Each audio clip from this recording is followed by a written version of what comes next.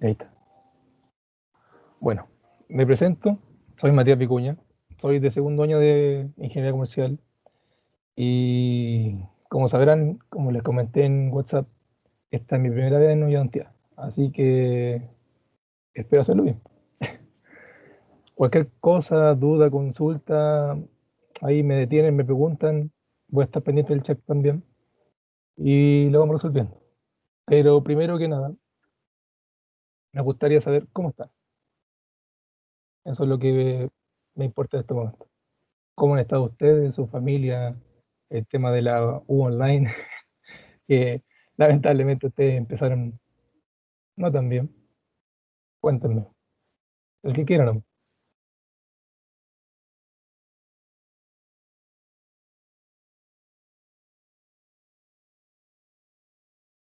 no se peleen.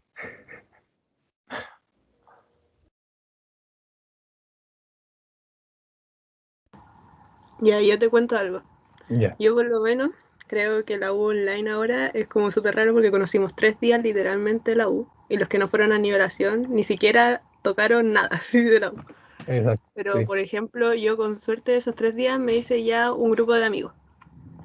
Así que aunque sea, puedo como contar con gente para poder hacer trabajo y cosas así. qué bueno. ¿Y el EP no ha sido mucho ahí el primer semestre online? ¿Cómo estuvo? Yo por lo menos me fue bien el semestre anterior, así que creo que me va a ir bien este igual. Bueno, esperemos. Hay que darle mucho empeño nomás y harta paciencia porque estas cosas, eso es lo que requieren, paciencia y esfuerzo. ¿Alguien más? ¿Sabka? Yo conocí a la Dani. Ah, Somos parte del grupo de estudio. ya, O sea, los chiquillos le ha ido súper bien, a mí igual, pero es que yo siempre tengo problemas de conexión, no sé, yo tengo mala cueva.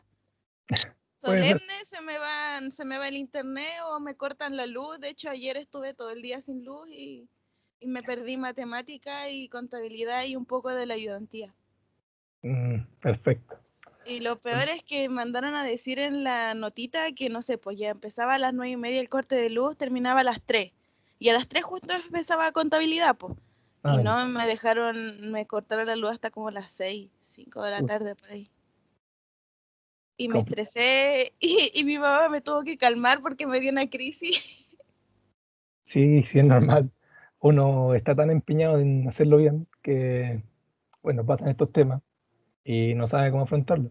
Pero en sí, igual tienen que tener un poco de sentirse reconfortados en cierta forma porque los profes igual están siendo un poco más comprensivos y nosotros también lo entendemos. Yo, por ejemplo, también, junto con la Carol que me está acompañando en este momento, somos compañeros, amigos, yunta, y sí, ha sido complicada la cosa. Pero todo se va a poder, hay que darle tiempo nomás. Y además que hay más plazos, se puede conversar, existe el diálogo entre profesores y alumnos, entonces no es como que estemos a la deriva. ¿Alguien más? Muchas gracias, Zapka, y muchas gracias, Dani. Felipe, ¿te gustaría compartir algo? Angie, Yasmara, no sé cómo se dice, perdón si lo digo mal. Constanza, Carla, ¿alguien que quiera contar algo? Yo, o sea, es que igual me pasó algo similar que a la Daniela. Ujú. Fui 3 días a la U, me hice amigas y con ellas me relaciono. Mm. ¿Y Y cómo ha sido? también me fue el primer semestre. Mm. ¿Y cómo estuvo el primer semestre? Bueno, malo, complicado. O sea, no me gustó, pero tampoco estuvo tan malo. Sí, Hay que dar nomás. exacto. Bueno, las cosas no están como uno quisiera. A mí tampoco me gusta esto, pero hay que darle. Al fin y al cabo, tenemos que apoyarnos entre todos, entre alumnos, profesores, funcionarios, etcétera. Somos una comunidad. Y algo que me acuerdo muy bien, que me contó el profesor Enrique, no sé si lo tienen ustedes en Mate 2, que hay que hacerse propio de la universidad, en todo su espacio. Aunque este sea un espacio virtual, hay que hacerse parte de él. Así que no tengan duda en comunicarse conmigo, en hablarme por WhatsApp y todo eso. Cualquier duda, inconveniente, cosa relacionada o no con la materia, ahí estamos. ¿Ya? Angie me puso algo.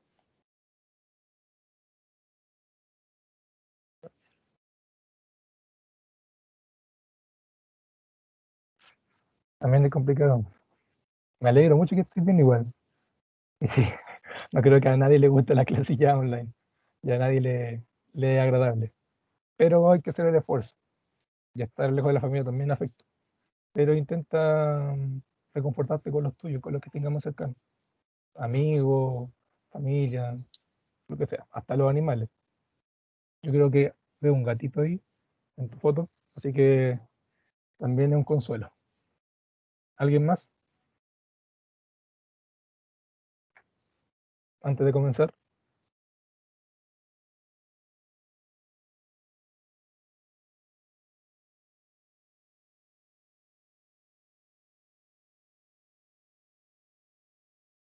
chuta.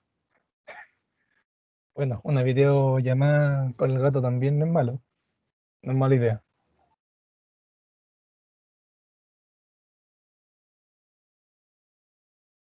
¿Nadie más? Ya, entonces comenzamos.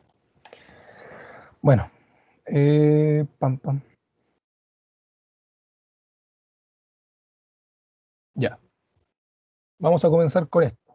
Ustedes me dijeron, con la encuesta que yo le hice, que le importaba principalmente el PIB, en este caso el PIB nominal, el PIB real, la tasa de inflación, el IPC y todo lo que derivan de esos dos conceptos básicos. Entonces, hice la ayudantía con eso y quisiera hacerlo en conjunto con ustedes, que ustedes me vayan respondiendo, me vayan haciendo las preguntas pertinentes y todo eso. Así que vamos a empezar con lo simple. ¿Ustedes qué entienden por PIB? ¿El Producto Interior Bruto o no? Producto Interno Bruto. Sí, interior es como un sinónimo, pero sí. Ya, pero ¿qué significa eso? Abarca todos los bienes y servicios finales que produce un país, ¿o no? Sí, pero te falta algo. Productos y servicios finales en un ¿Per periodo cápita? determinado. Ah, no, pues. Oye. Porque recuerda que el PIB siempre tiene como unidad de medida también el tiempo. Así lo establece esta medida, porque es como una medida de nivel de reflejar cómo está nuestro entorno económico y cómo este va fluctuando con el tiempo. Así cómo va variando, en cierta forma. Entonces, sí, está correcto lo que tú dijiste, pero te faltó eso del tiempo, que es muy importante también. Ya, entonces, ¿quién fue lo que me respondió? No, fue Zapka. Entonces, ¿qué es lo que abarca el PIB? ¿Qué productos y servicios?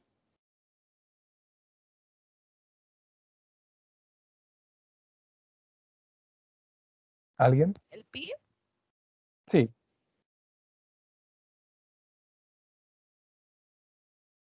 porque Yo recuerden creo que en la que teoría, así como todo lo que produce el Estado, ¿no? Así como para exportar, importar. Ay, no, mm, no me acuerdo la diferencia de eso, pero es como sí, tú todo lo estás que hablando vende, de las ¿no? exportaciones netas, sí, pero lo que en sí abarca son todos los productos finales, como tú bien dijiste, pero de cierta forma son los productos formales, que tienen como una transacción en el mercado. Pueden ser tanto como del gobierno, como una empresa privada, entre todos. Y ahora, si eso es lo que abarca, ¿qué son las cosas que deja de lado? ¿Qué es lo que no toma como parte del PIB? Lo que llega de otro lado, ¿no? ¿Cómo lo que llega de otro lado? ¿Las No sé, importaciones? pues en China están produciendo, no sé, pues iPhone. No sé si están produciendo iPhone de verdad, pero Ya. lo venden acá. Uno no puede contar eso como plata suya porque obviamente uno no lo produció, no lo produjo. Es que eso va, Entonces, va en parte de la importación. Porque eso, uno, importación, sí, eso. porque están las exportaciones, menos las importaciones, y eso te deja las exportaciones netas. Pero eso en cierta forma también queda parte del PIB. Aunque sea una diferencia, queda parte del PIB.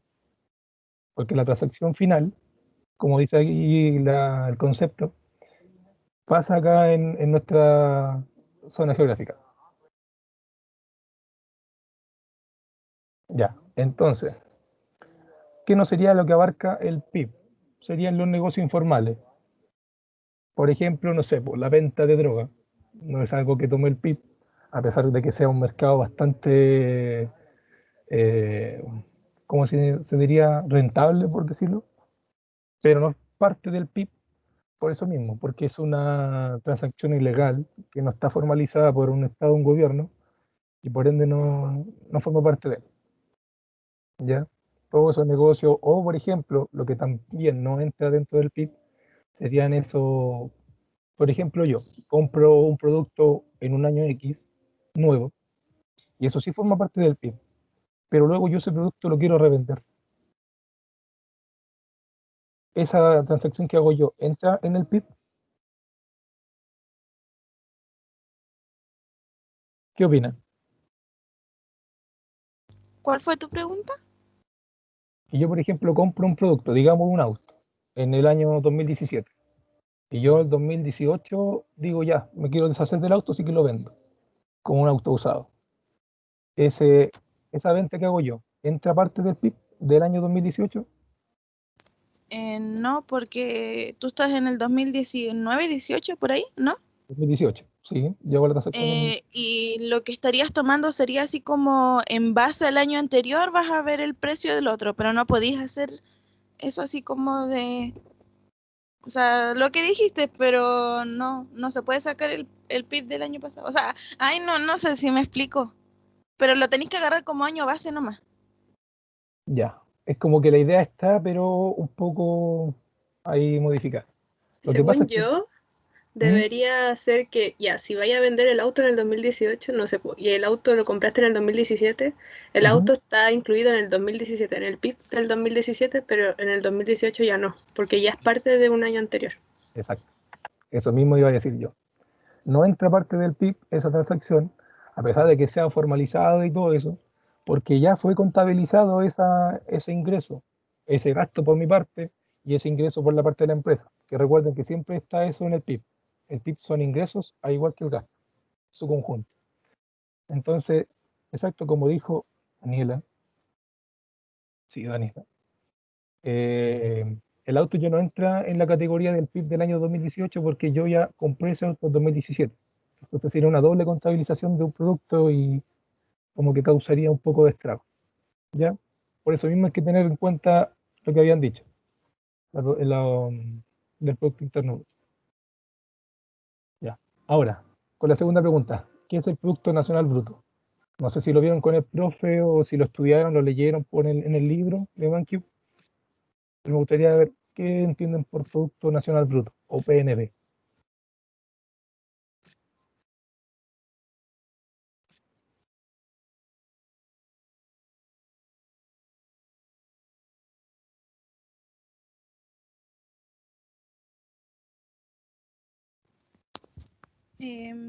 Matías, Sí.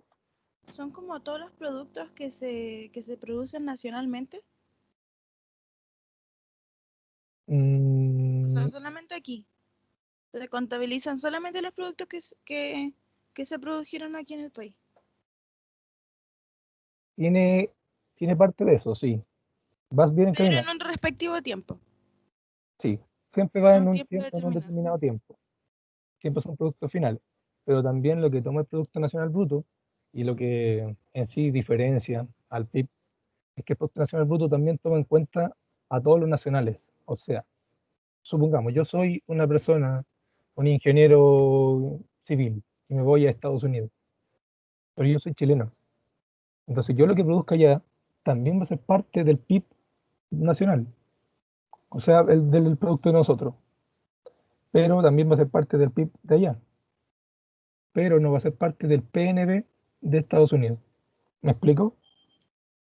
Como que esa es la gran diferencia. Toma en categoría todo lo que sea nacional, o como lo que sale acá, llamados nacionales. Es el ingreso total ganado por residentes permanentes de una nación. ¿Entendiste, Sapka? ¿O lo explico de otra forma?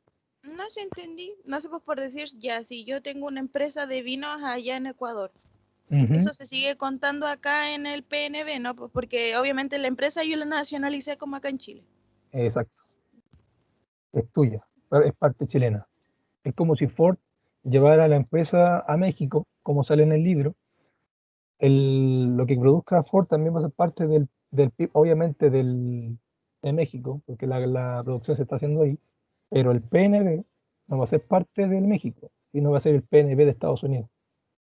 Va a sumar en el PNB de Estados Unidos. Y esas son como las grandes diferencias. ¿Alguien tiene alguna duda contra esas dos, con el PIB o con el PNB?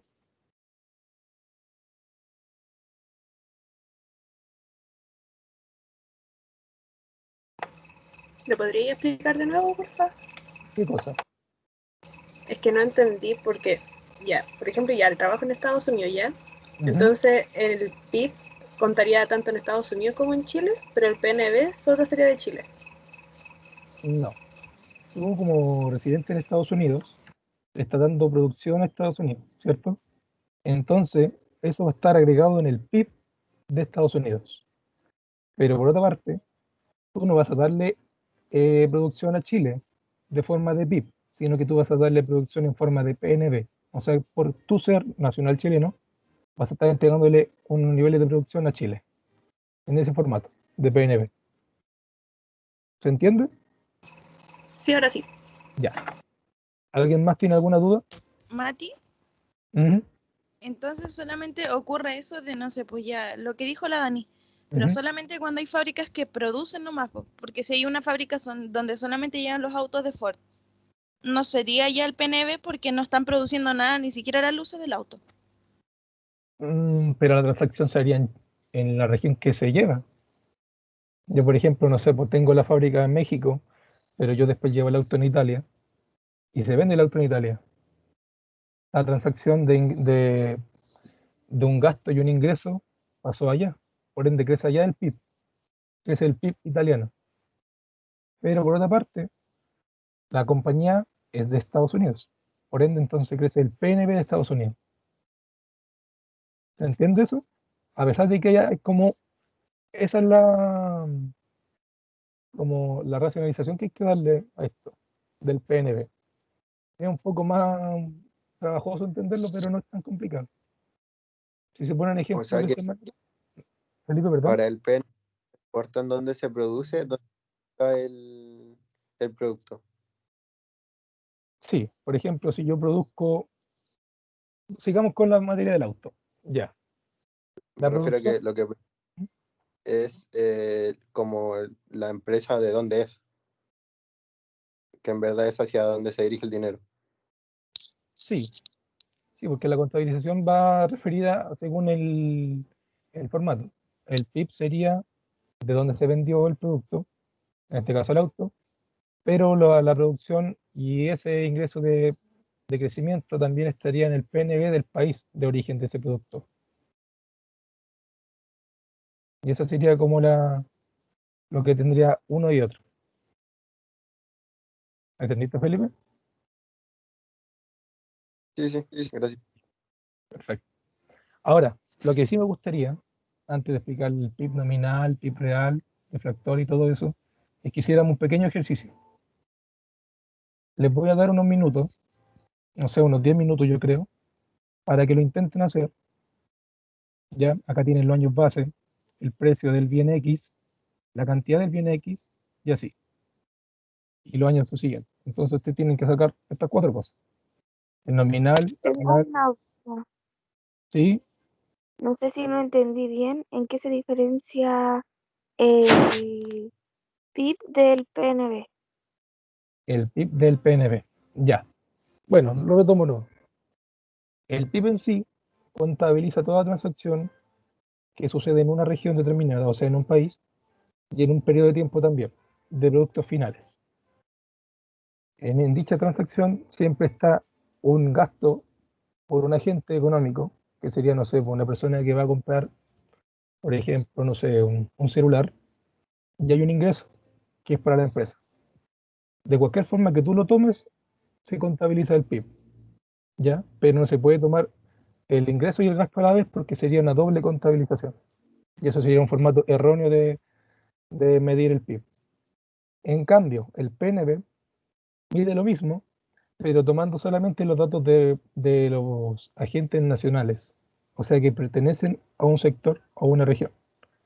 Si yo, por ejemplo, soy chileno, bueno, sí lo soy, pero voy a Estados Unidos, yo voy a estar produciendo para Estados Unidos, porque yo estoy allá, en esa región, estoy trabajando ahí, generando y todo eso. Pero yo también como persona chilena, le estoy entregando también producción a Chile, pero de otra forma, mediante el PNB. ¿Se entiende ahora con ese ejemplo? Sí, gracias. Ya, perfecto. Entonces, les doy 10 minutos para que lo intenten hacer. Se pueden guiar del libro, ahí sale la forma. Y luego les voy mostrando cómo me quedó a mí. ¿Ya? Así que eso, voy a estar en línea. Cualquier cosa, duda, pregunta, ahí le respondo de inmediato. Disculpa, el PNB entonces siempre va a ser más grande que el PIB. Buena pregunta. Puede ser que sí, puede ser que no. Va difiriendo del país, de la región y todo eso. Porque yo, por ejemplo, como si yo tomo el PNB, podría ser que yo produzca más, sí, pero nunca va a ser tanto más como del PIB. Ah, claro, o sea, en el PNB hay algunas empresas que residen en nuestro país, pero que no se contabilizan, porque son Exacto, extranjeras. exacto. Ah, ok. Entonces, tú estás ahí sacando ese formato de empresa privada de otro país, pero tú estás contabilizando todo agente nacional tuyo que esté fuera. En cambio, el PIB mide todo lo que hay acá adentro, sea nacional, internacional, lo que sea.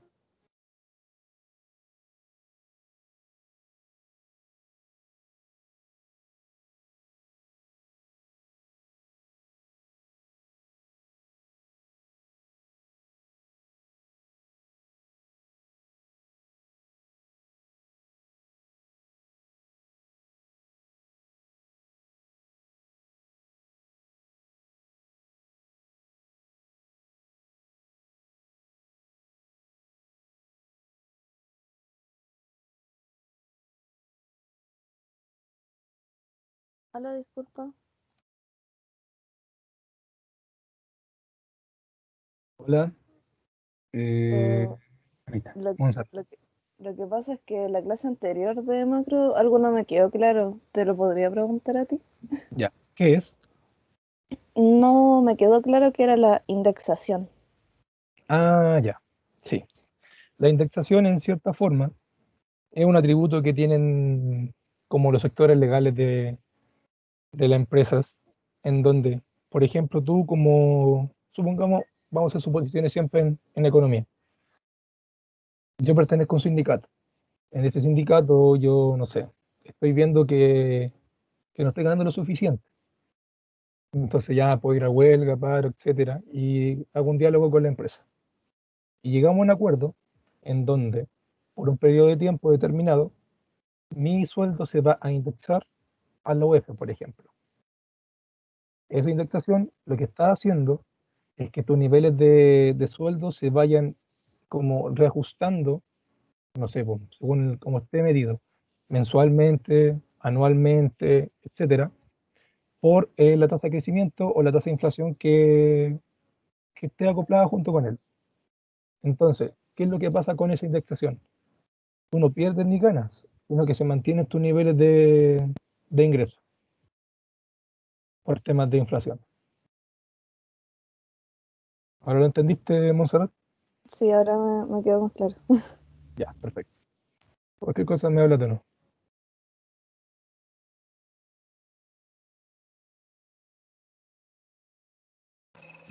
Una pregunta de Mati, ejercicio. El año base en 2010, ¿cierto? El año base 2010, exacto. Ya. Sapka, ¿qué pasó? Es que no veo el ejercicio, ¿lo podrías poner, porfa? Está también en los archivos de Teams. En ayudantía, archivos, ahí está la ayudantía. Para que la descarguen si tienen cualquier duda. pero lo dejaría. Yo no sé hacerlo, o sea, no tengo la fórmula. Ya, entonces, ¿alguien lo está intentando hacer o va avanzado ya? Yo lo estoy haciendo, voy en el PIB real ya. Ya, perfecto. Pero Entonces, yo por lo menos le puedo decir a la compañera que se guíe con la página 500 del libro. ya, perfecto. Ahí tenía una buena ayuda. Ya, gracias. Ahí, tranquilo. Ahí me hablan cualquier cosa.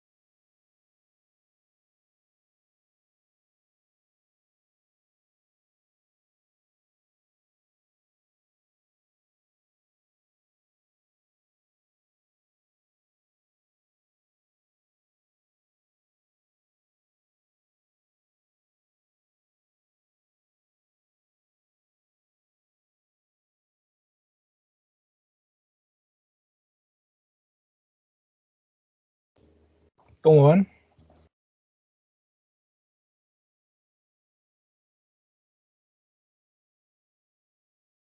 ¿Alguien ya terminó? ¿Alguien tiene alguna duda?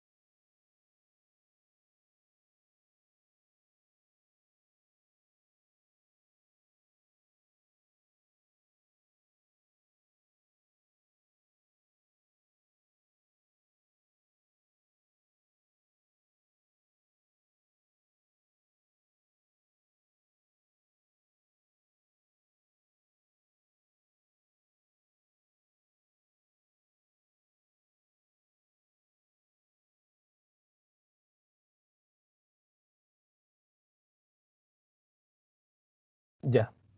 Entonces, ¿quién pudo terminarlo? ¿Quién quedó con alguna duda?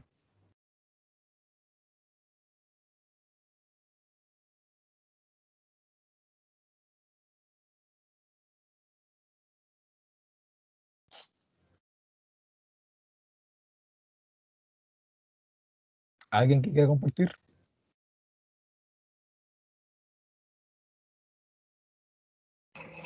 Yo todavía no termino, pero voy a la tasa de inflación. Ya. Yo tampoco termino, recién voy en el PIB real. Ya miren.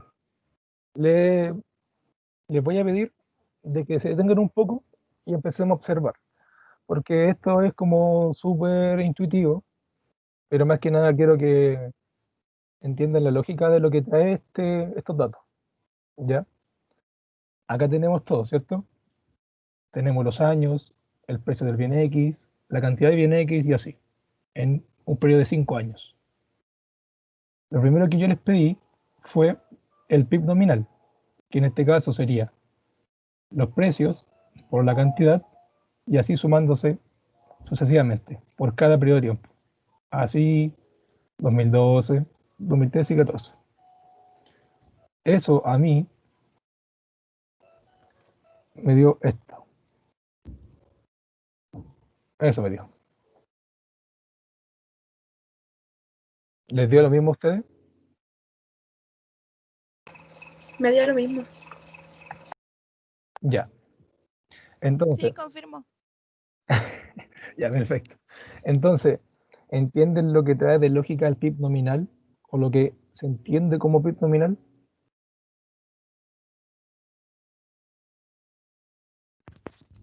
Sí, Mati. Mati, ¿Mm? el profe dijo que siempre, o sea, nunca hay que guiarse por el PIB nominal porque era como algo incierto. Algo así dijo en Exacto, la clase. exacto. Eso es algo que cuando terminemos de ver este ejercicio, se los voy a explicar el por qué. Porque tiene mucha razón el profe. Ya. Ahora, también yo les pedí que hicieran el PIB real, que en este caso sería, tomando un año base, por ejemplo, el año 2010, tomamos dos precios del año 2010 de cada bien y se multiplican por las cantidades de cada año. Por ejemplo, 2011 se tomaría de PIB real 2 por 110 más 10 por 50 más 7 por 90. Y eso te daría el PIB real. Eso a mí me dio eso. ¿Me confirman que le dio lo mismo? Sí, Mati me dio lo mismo. Me dio lo mismo. Ya, genial. Entonces, quiero preguntarle a ustedes, ¿qué está entregando el PIB real? ¿Qué está mostrándonos a nosotros con estos niveles? ¿Podría mostrarnos el porcentaje de crecimiento o no? ¿De crecimiento de qué? Ay, no sé, pero me acuerdo que eso dijo el profe, así como que sacó una formulita y sacábamos el porcentaje de cuánto iba creciendo por año en Ujú. base, en base al año, no sé, por el 2010, que es nuestro año que estamos tomando de base. Ya, ahí ya te fuiste adelante, que es el de factor, pero sí, eso en cierta forma. El PIB real es la mejor forma de ver si una economía realmente está teniendo un crecimiento económico o una creciente actividad económica. ¿Por qué motivo? Porque el PIB nominal, en cierta forma, tiene el criterio de que va tomando los precios y las cantidades corrientes de cada año. Por ejemplo, 7 por 85, 2010, 8 por 90, 2011 y así. Pero lo que hace el PIB real va midiendo el crecimiento de la producción, o sea, de las cantidades que se van produciendo año a año. Entonces, si por ejemplo yo les digo acá, el PIB nominal es de 1195, ¿cierto? Es 2010. Y acá es 1600. Pero 2011, el PIB real del año 2011 sería de 1350. ¿Creció la economía?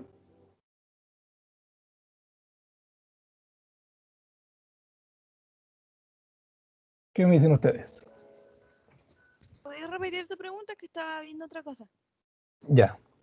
Supongamos que tomo el periodo de estos 2 años. Veo que el PIB nominal del año 2010 es 1195, al igual que su PIB real, dado que son bases iguales. En 2011 veo que el PIB nominal es 1600 y su contraparte de PIB real, tomando los precios del año 2010, sería 1.350. Eso demuestra que hay un crecimiento económico o un crecimiento de la actividad económica. Sí, o sea, en base al PIB real, sí, pues hay un crecimiento económico. Ya. En poquito porcentaje, pero es normal. Eh, Dependiendo de si el país sea desarrollado o pobre también. Porque si es un país pobre sería un poquito crecimiento. sí. Igual los países pobres como que tienden a crecer, no sé, pues de un 0,1 a, no sé, pues a un 1,3. Ujú. Sí, pero recuerda que, por ejemplo, si tú ves ese 1,3 en un país desarrollado, eso es igual, un 1,3% en una economía desarrollada es bastante. Así que hay que tomar en cuenta que esos datos son muy relativos y se tienen que interpretar con, con pinzas. ¿Ya? Lo otro que les pedí, a ver, alguien me habló por el chat. Parece que hay alguna duda. Ah, ya. Respondieron ahí. Lo otro que les pedí es el defractor. En este caso, el defractor sería la división entre estos dos. El PIB nominal sobre el PIB real de cada año. 1.600 dividido entre 1.350 y pertinentemente igual. Eso me dio a mí. ¿Me pueden confirmar qué les dio a ustedes o si les dio lo mismo? Me dio lo mismo. ¿Alguien más les dio lo mismo? ¿Alguien más se perdió? ¿Tiene alguna duda? Es que recién lo estaba haciendo. Sí, sí, no hay problema en eso. Solamente quiero que... ¿Cómo son los porcentajes? ¿Cómo se saca este porcentaje? Sí. Ya. Lo que pasa es que tú tienes que hacer acá una división entre el PIB nominal del año y el PIB real del mismo año. Por ejemplo, 1.195 dividido entre 1.195%. ¿Se entiende? De ahí te daría el porcentaje del defector. En este caso Ahí. sería esto igual a 1 por 100, 100. Y así se va haciendo en cada uno. Ya, gracias. Ya. Y ahora, ¿qué entienden ustedes por defector del PIB?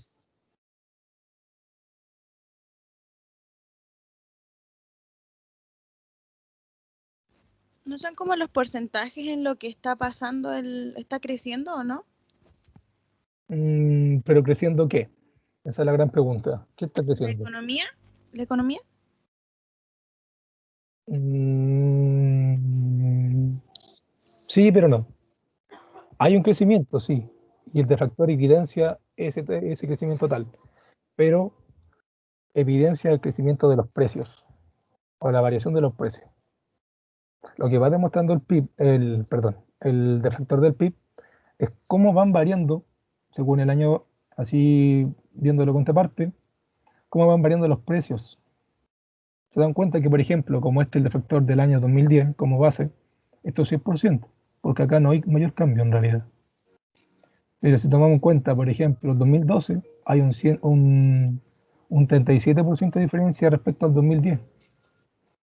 Significa que de 2010 al 2012 hubo esa gran diferencia.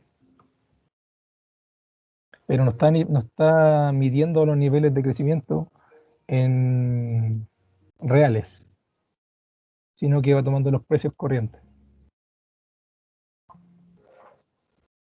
¿Se entiende? Mati, tengo una pregunta. Bien, ¿En el año base siempre va a ser el deflactor 100%? exacto. Siempre va a ser, sí.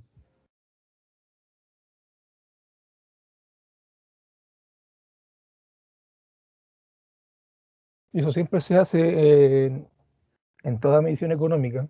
Yo después le voy a mostrar cómo lo hace el Banco Central, que toma un año base y va midiendo según así secuencialmente año tras año cómo van cambiando los precios y cómo van cambiando la actividad económica a niveles productivos y en términos reales, obviamente. Pero Mati, yo siempre lo terminé y me salió lo mismo. ya, perfecto.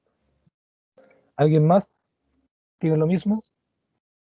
Que me confirme. Felipe, Yagmara, Constanza, Angie. Sí, a mí igual me dio lo mismo. Perfecto, me alegro mucho, Felipe. Recuerda, cualquier duda, me haces así, me detienes y yo te la respondo. Bien, por último, les pedí que hicieran la tasa de inflación, que ahí ya la tasa de inflación es otra medida que va haciendo como un análisis respectivo de cómo va cambiando año tras año esos niveles de inflación. En este caso sería, por ejemplo, yo tengo esto, perdón, ahí. Si se fijan bien, acá en la tasa de inflación tengo que del año 2010-2011 hubo una tasa de inflación del 18,52%. Pero, si se dan cuenta, acá en el deflactor del año 2011 a 2012 hubo un cambio también, pero acá se va midiendo ese cambio. ¿Se dan cuenta? Por ejemplo, si yo quiero medir la tasa de inflación del año 2012, tengo que tomar este año con el periodo anterior para hacer la fórmula, que era como año 2 menos año 1 dividido entre año 1 multiplicado por 100, si no recuerdo mal. ¿Podéis repetirlo otra vez, Mati, por favor? Es que no me quedó claro. Ya.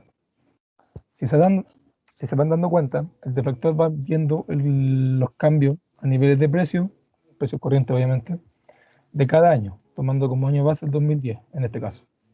Lo que va haciendo la tasa de inflación va midiendo esa inflación como tal, para la redundancia, pero año tras año, no va siendo acumulado. ¿Se entiende? Por ejemplo, del 2010 al 2011 hubo un 18%, del 2011 al 2012 hubo un 16%, y así. Va tomando así un análisis respectivo de ese año que tú quieres estudiar con el año anterior. No es como el deflactor que va tomando así como este por este, sino que va haciendo la comparación con el año anterior. Y la fórmula por eso que muestra así. No sé si lo tienen ustedes a mano, pero yo lo tengo acá. Sale deflactor del PIB del año 2000, del año 2, que sería en este caso 2012, menos el deflactor del año 2001, que sería 2011. Entonces sería deflactor 2012 menos deflactor 2011 dividido entre el deflactor del 2011 y multiplicado por 100 para que sea un porcentaje. Y esa medida sería la tasa de inflación del año que estáis midiendo, que sería en este caso 2012. ¿Ahora se entendió, Safka? No, Mati, ¿podría explicar la fórmula de nuevo? Es que como que me enredé. Que Ya. estaba anotando y me perdí. Yo la tengo también acá porque sabía que podía pasar eso. Así que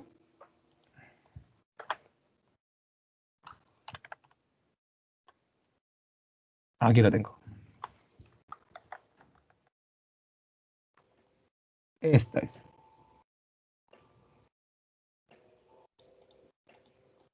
Me la puedo marcar todo, parece.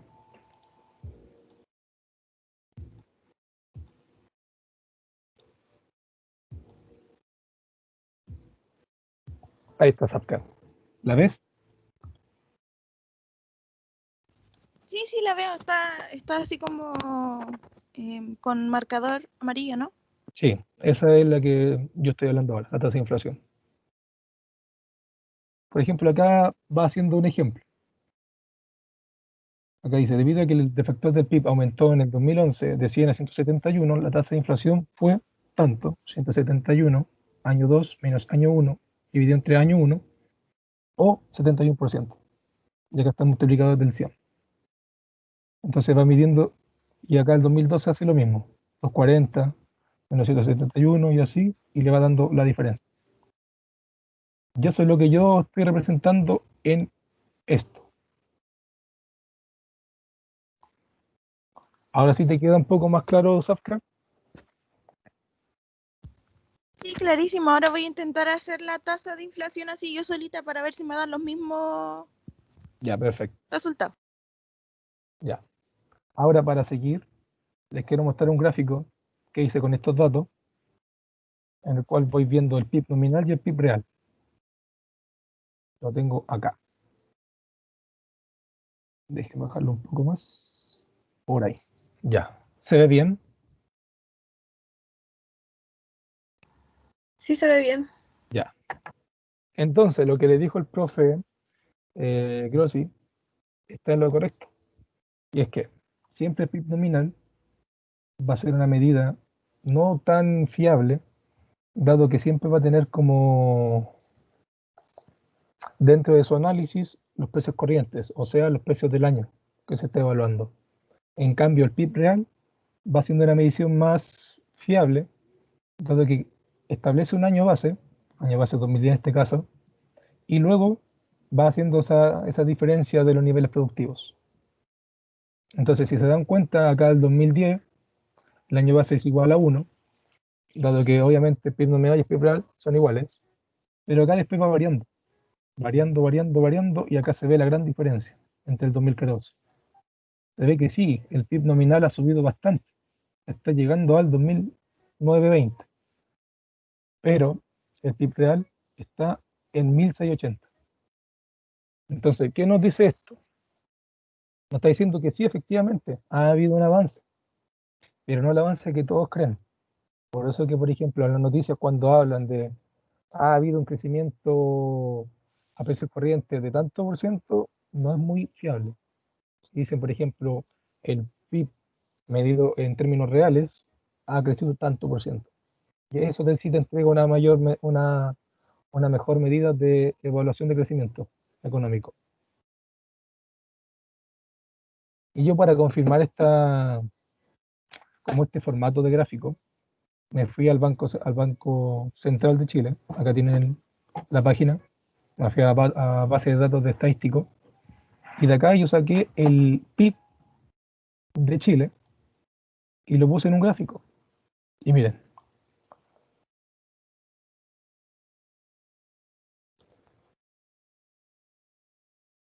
¿se dan cuenta?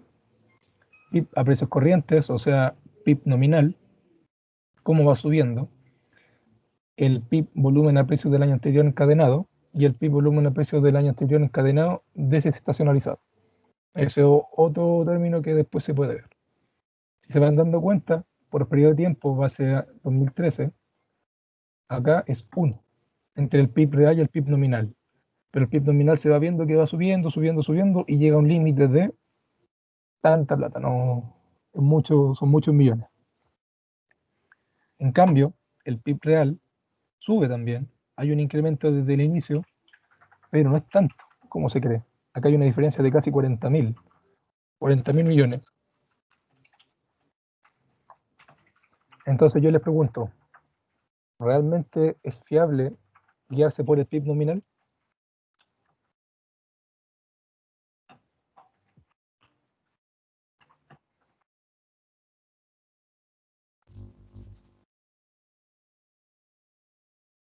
No. Ya. ¿Y por qué no? Según tú. Sin miedo. Acá todos nos podemos equivocar.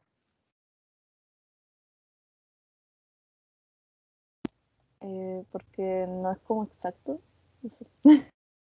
No es como que, no entendí muy bien. No es exacto. Ya. ¿Y por qué no es exacto? Porque no toma en cuenta la tasa de inflación de los precios. Bueno, en cierta forma sería como lo mismo, pero al revés. El PIB nominal toma en cuenta la tasa de inflación y por ese mismo motivo no es tan fiable. ¿Se me entiende? Sí. O sea, Sí. sí, sí. Por eso mismo, porque como el PIB nominal va tomando periodo a periodo, año tras año, los niveles de precios según la inflación, o sea, 2010 precio 2, 2011 precio 3, tomó ya en cuenta la inflación y por eso subió el precio. Por ese motivo no es tan fiable para ver si un país está teniendo mejor rendimiento, porque además de estar viendo el tema de la productividad o de la producción, está tomando en cuenta también los niveles de precio. Entonces por eso que no es tan fiable. Así que Felipe iba súper bien, pero era lo contrario. Y aquí también tengo el otro gráfico, aquí ya medido trimestralmente, obviamente, que es un poco más raro, pero va diciendo lo mismo. PIB nominal, el PIB desestacionalizado y el PIB real ahí con su medida en año base. ¿Se entendió esto, la gran diferencia entre PIB nominal, PIB real? ¿Por qué sirven? ¿Por qué no?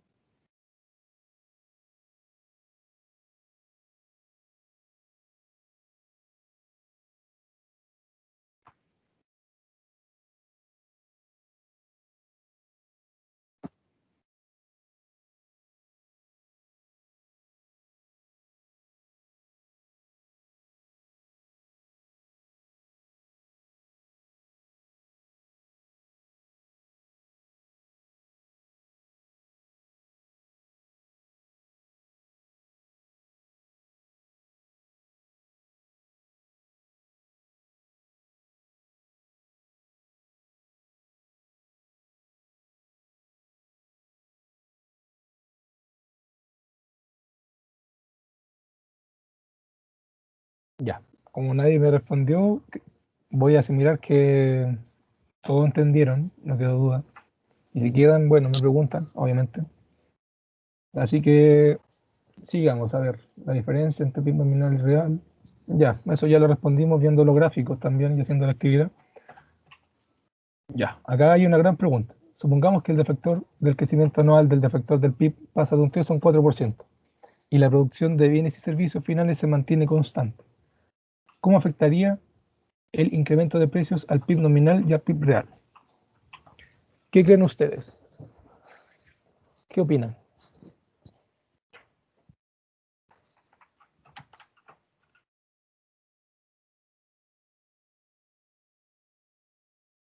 La pregunta era la 4, ¿no? La 5.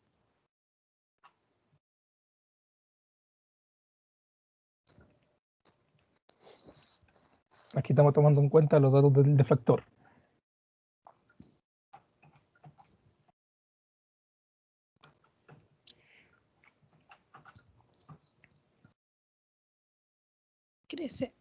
¿Crecería el precio o no, Mati? Pero, ¿tú qué crees? ¿Tú crees que eso crecen los precios? O sea, no, ¿Cómo? no, es que pensé, estaba leyendo que tenía inflación, no. No, O sea, ¿cómo? va a crecer un poquitito ¿Pero qué crece? la economía. O sea, ¿Qué nivel? el PIB real crece un poquito, así no sé, como era en el 2010, que era como 1195 y en el 2011 era 1350 por ahí. ¿Ya? Va a crecer así como un 100 números, algo así. Y Ujú. y el nominal, que es como el menos exacto, va a crecer así como, no sé, 300, 400, ¿o no? Va por ahí, puede ser, pero en cierta forma tú tienes que tomar en cuenta este dato que yo enmarqué, el defector del PIB. ¿Y qué era lo que nos mostraba el defector del PIB? En los cambios de niveles de precio, precios corrientes. Ah, entonces sí se incrementa el precio. Sí, y además que acá también te hace una reafirmación de lo que tú estás pensando, que es la producción de bienes y servicios finales se mantiene constante. Entonces, no crece no crece la actividad económica, no se está produciendo más en el mercado, sino que solamente está aumentando la tasa de interés, la tasa de inflación, perdón. Entonces, ¿a quién afecta? ¿Al PIB nominal o al real? Yo creo que al real. ¿Segura? Ay, no, siempre cuando me dicen eso es porque estoy mal. O afecta a los dos. Por eso mismo te dije, mira, incluso lo puse en negrita para que se dieran cuenta. El incremento de precios al PIB nominal y al PIB real. Es que en el PIB real se toma un precio base, pues. ¿Ya? Entonces Entonces, afectaría el nominal. sí, El nominal. perfecto. Sí, exactamente. Como el deflactor está tomando los precios corrientes de cada año y va viendo esa medida de crecimiento, y estamos hablando de que además la producción de bienes y servicios finales se mantiene igual, acá el único efecto que se podría ver visualmente sería en el PIB nominal, porque solamente aumentarían los precios de los bienes, pero no aumentaría la cantidad de producción de esos bienes. ¿Entendiste, Sapka? ¿El por qué? Sí, ahora sí me acabo de dar cuenta, sí. Ya, no hay problema, si a veces uno se traba, si la cuestión igual es un poco engorrosa, pero bueno. Ahora me gustaría pasar al IPC. Ya vimos mucho de PIB y vamos a empezar con un cálculo. Como ustedes dijeron, ya habían pasado el capítulo 24, que era medición de los costes de vida. En ese capítulo se ve el IPC, pero me gustaría saber, ¿qué representa el IPC o qué es el IPC? El indicador de precio del consumidor, ¿o no? Sí, en forma formal sí, pero ¿tú qué entiendes por IPC? O sea, es como el encargado de determinar los precios de los bienes Ya, en un determinado tiempo. sí, siempre va a estar esa medida de tiempo impuesta en estas mediciones. Y vas bien, pero hay algo que que es diferente, que no es que va regulando, sino que va reflejando. Es un índice. O sea, va mostrando cómo van cambiando los precios que perciben los consumidores en esos bienes o servicios que consumen cotidianamente.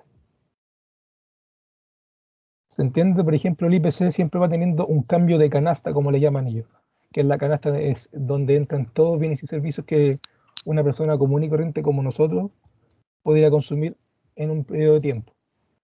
Ya llevan haciendo un porcentaje de, dependiendo de como la demanda de ese bien.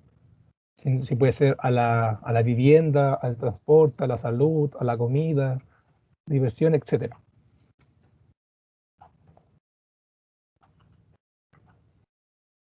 Entonces, me gustaría que intentaran, así al menos, hacer unos pasos del cálculo que está acá, de la canasta.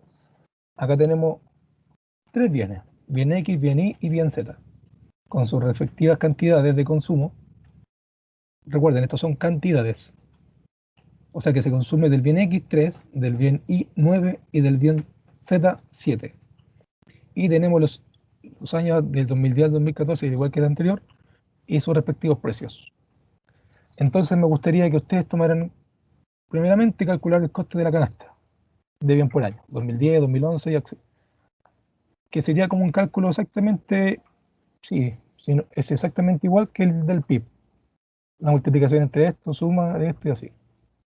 Luego calcular el IPC tomando el año base 2010 y luego calcular la tasa de inflación de cada año.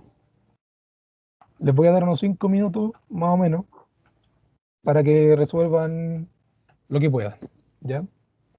Cualquier duda, consulta, me preguntan nomás, yo voy a estar aquí.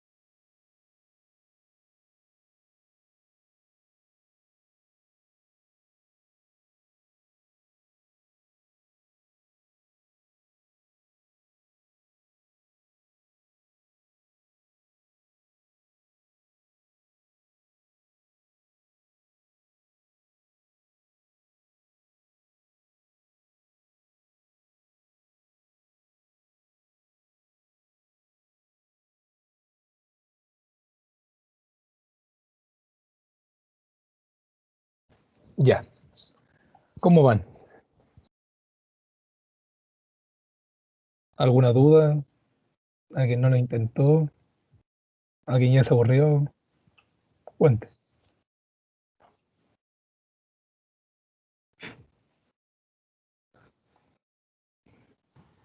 Yo todavía no termino. ¿Ibas bien? Sí, voy a ir sacando el IPC del 2014 ya. Perfecto.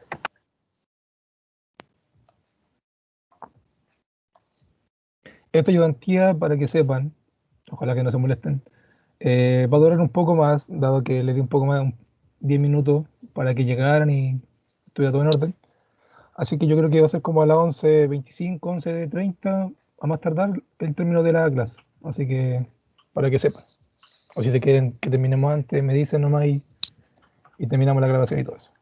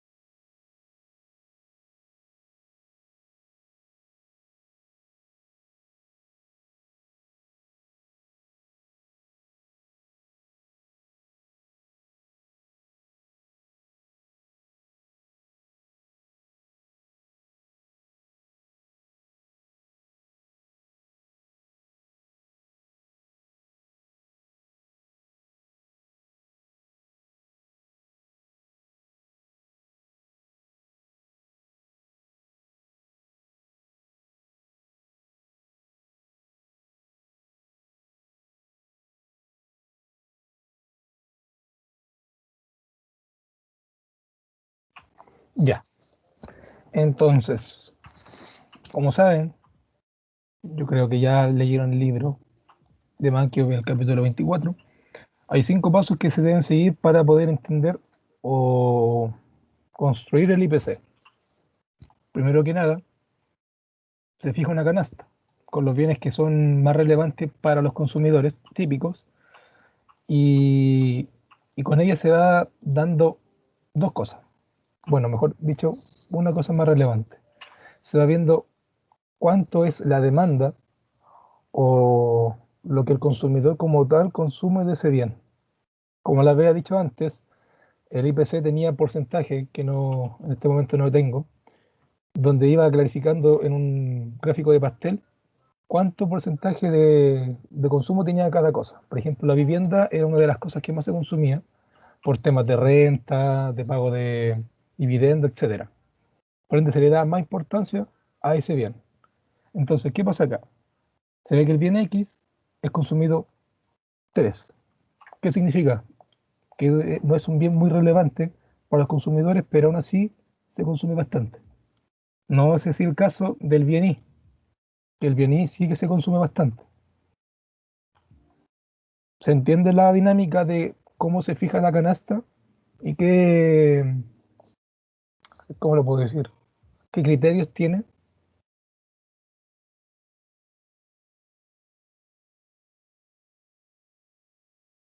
No me quedó muy claro. Ya, lo voy a repetir de nuevo. Primero que nada, el INE, que es el Instituto Nacional de Estadística, lo que busca es entender cuáles son los principales bienes y servicios que un consumidor típico como nosotros tiene en un periodo de tiempo. Para eso hace un estudio de mercado, obviamente, viendo ahí, eh, yendo a analizar, no sé, por una tienda de retail, supermercado, etcétera, y van viendo eso.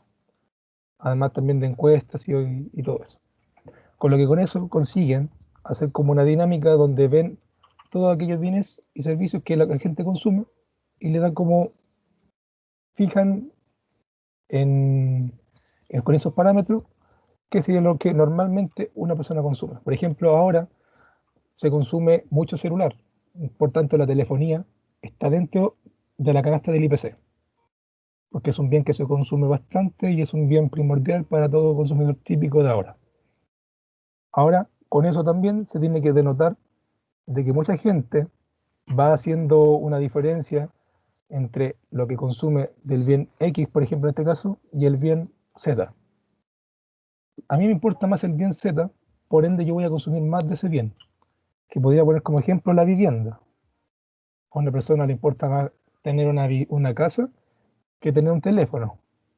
Por ende va a llevar más de su ingreso a ese bien que al bien de la telefonía. Por ese motivo, el bien Z tiene un mayor número de consumo que el bien X. ¿Se entiende? Y ahí están los criterios de por qué se ve más del bien Z, por ejemplo, el bien Y que del bien X. Porque se consume más, se requiere más. ¿Lo entendiste ahora, Monserrat?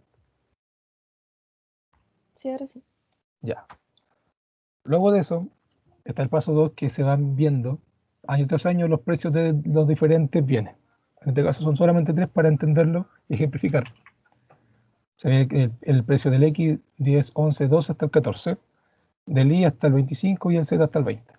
Ya. Teniendo esta dinámica bien hecha, ahora se empiezan a calcular los costes de la canasta año tras año. En este caso, por ejemplo, el 2010 me dio 331 y el 2013 me dio 388. ¿Alguien me puede confirmar que son los mismos datos o me equivoqué? Me dio lo mismo. Me dio lo mismo. Ya, perfecto. Entonces aquí vamos viendo los costes de la canasta anualmente, tomando los datos del bien X, bien Y, bien Z y los precios respectivos también.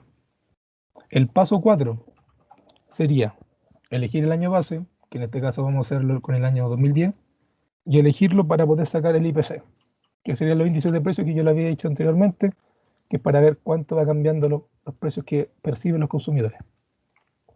Entonces, ¿qué se hace? Se toma la canasta del año 2010 como base y uno toma 2011, 350, dividido entre 331 y multiplicado entre 100. ¿Se me entiende? Se va viendo año tras año cómo va cambiando según el año base respectivo. Por eso que el 2010 es el 100%, porque el 331 entre sí mismo es 1 por 100, da 100%. Y así. ¿Alguien tiene los mismos datos que yo? ¿Alguien no entiende? Mati, tengo los mismos datos, pero yo no los aproximé. No hay problema. Yo podría hacer esto, mira. Ah, no, esto no. ¿Qué dice? Ahí sí.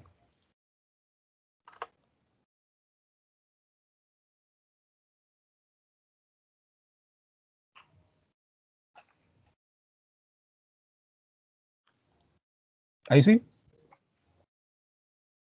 Sí, sí, son los mismos. Ya. Sí, sí, son solamente parámetros que uno ve. Yo lo quise redondear para que fuera un poco más claro el, el cálculo del IPC, pero sería lo mismo. Yo siempre recomiendo, personalmente, como lo hago yo, dejarlo aproximado al segundo decimal. Ya con eso queda claro. Entonces, ¿entienden bien cómo es la medición del IPC y su cálculo? Sí, Mati. ¿Hay alguien que no lo entienda? Mati, pero entonces no sería necesario que lo aproximemos, ¿no? No, si ustedes Ah, tienen ya. ya los datos así con 2 decimales, sería perfecto. Yo lo tomaría como válido y estaría correcto. Se entendería, así que no se preocupen. Alguien no ha participado y es la Yagmara. Tampoco ha participado. Hola, sí, estoy aquí. Ya. ¿Vas entendiendo bien? ¿Alguna duda, consulta, crítica? No, estoy entendiendo todo, gracias. Ya, perfecto. Ya, y como paso final, sería lo mismo repetido en el PIB, la tasa de inflación. Como el 2010 es el año base, no se va a tomar el criterio de la tasa de inflación porque sería un poco pérdida de tiempo en realidad. Por ende, lo dejamos como nulo. Entonces, ¿qué va haciendo la medición de la tasa de inflación? Va tomando el año anterior como base, que es el mismo caso que hicimos la tasa de inflación del PIB. Sería, si quiero ver la inflación del 2011, tomo año 2 dividido entre, bueno, año 2 menos año 1, dividido entre año 1 por 100. Y ahí me daría el porcentaje de inflación del año que estoy analizando. En este caso, 2011 me dio el 6%, que sería esta aproximación. A ver si yo hago, a ver. Ya, ahí quedan parecidos. ¿Alguien llegó hasta acá? ¿Lo logró hacer todo eso? A mí me dio. Sí, Ya. a mí igual. La tasa de inflación es la que varía, no varía año por año, sino que entre el año base y el año que uno quiere analizar. Es que el año base sería el año anterior. Porque, por ejemplo, acá en el paso 4, sí, efectivamente es el año base 2010, pero la tasa de inflación, el año base sería, por ejemplo, yo quiero medir el 2012. ¿Y qué hago yo? Tomo los datos del 2011 para guiarme también. Entonces, yo tengo acá 111,48 menos 105,74 dividido entre este mismo, 105, multiplicado por 100. Y ahí yo veo la diferencia entre estos dos. Como del 2011 al 2012 hubo inflación o no. ¿Entendiste, Felipe? Sí, sí, sí. Ya, Y ya perfecto. había el año base en el cálculo. Sí. En este caso, por ejemplo, 2011 toma el 2010, 12, 11 y así. Siempre se toma el antecesor.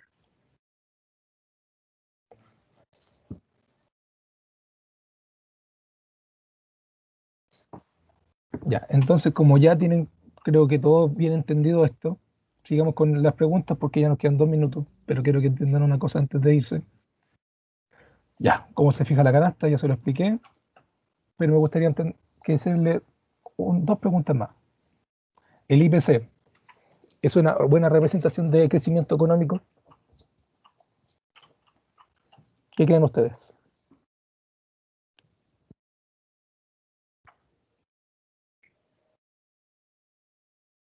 Opinen sin miedo. Yo creo que sí, ¿Por qué?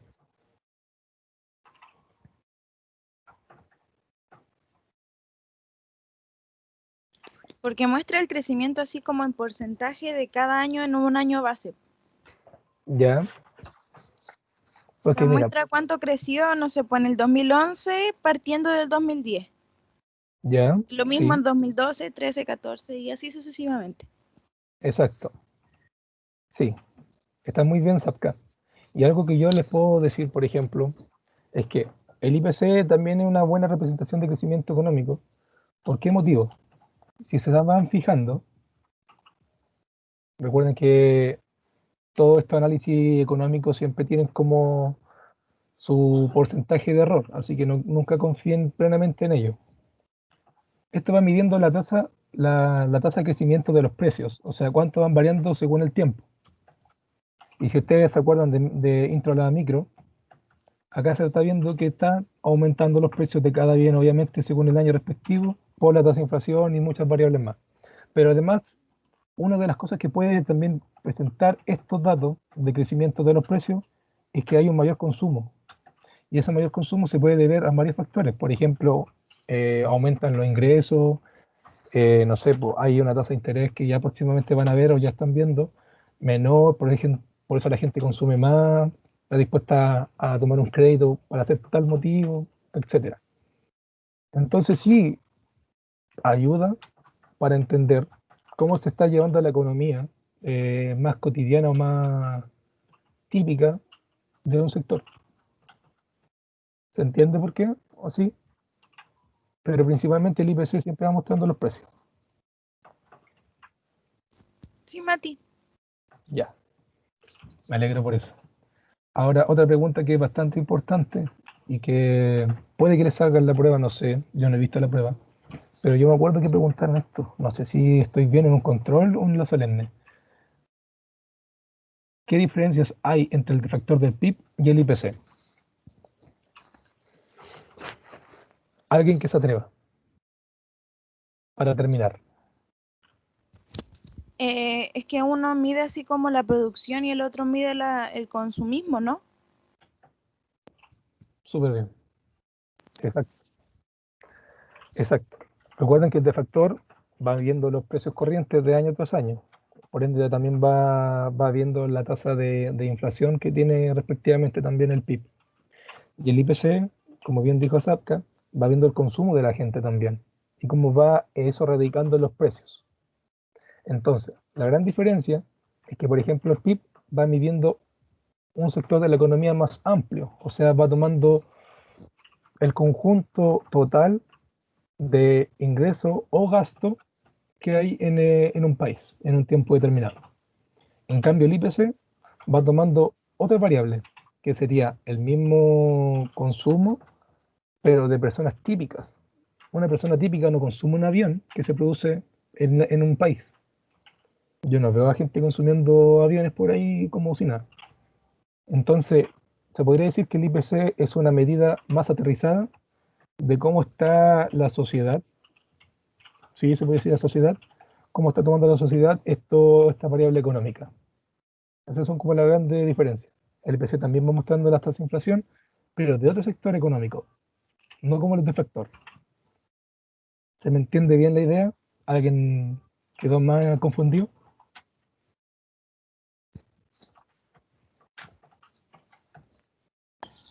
Sí se entiende. Ya, perfecto. Perfecto. Entonces voy a detener la grabación. Ya me pasé en 13 minutos. Lo siento por eso.